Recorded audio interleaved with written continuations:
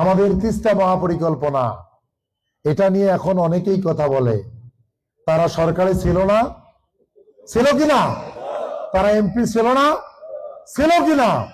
তখন তো তারা তিস্তা মহাপরিকল্পনা বলেন নাই, কি ঠিক কিনা? তখন তো তারা এই শব্দটা উচ্চারণ করেন নাই। বেটির যখন জামাই থাকা অবস্থায় বেটিকে ভাত কাপড় দেয় নাই, 10 বছর সংসার, অনেক চেষ্টা, ভাত কাপড় দেয়, নির্যাতন করেছিল, ঠিক কিনা?